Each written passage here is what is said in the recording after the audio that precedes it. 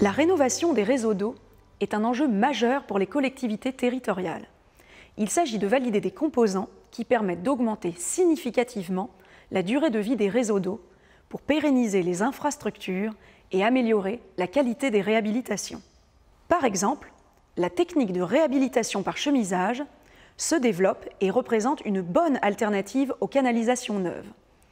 Elle permet de rénover la canalisation défectueuse sans terrassement. La technique est éprouvée pour les eaux usées et commence à être testée sur les canalisations d'eau potable. Le chemisage n'est pas finalisé à la sortie de l'usine de fabrication. Il doit être inséré directement dans la canalisation à réhabiliter. Il est ensuite polymérisé en place.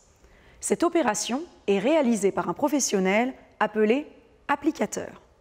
Le CSTB certifie que les applicateurs réalisent toutes les étapes de pose décrites dans les avis techniques ou DTA, en particulier sur les étapes de réception, de manière à garantir la résistance et la durabilité de la canalisation réhabilitée. Le CSTB évalue les différentes performances et aptitudes des procédés afin de dimensionner l'ouvrage selon la résistance mécanique du produit, à court et long terme, mais aussi selon la résistance du chemisage aux différentes attaques qu'il aura à subir, comme l'abrasion ou le curage. Au-delà de la qualité des procédés, il est également important pour le maître d'ouvrage de s'assurer de la bonne mise en œuvre du chemisage. Est-il bien installé dans la canalisation? Est-il conforme une fois polymérisé? Cette vérification est primordiale car le dimensionnement a été fait en amont selon des valeurs de résistance à atteindre.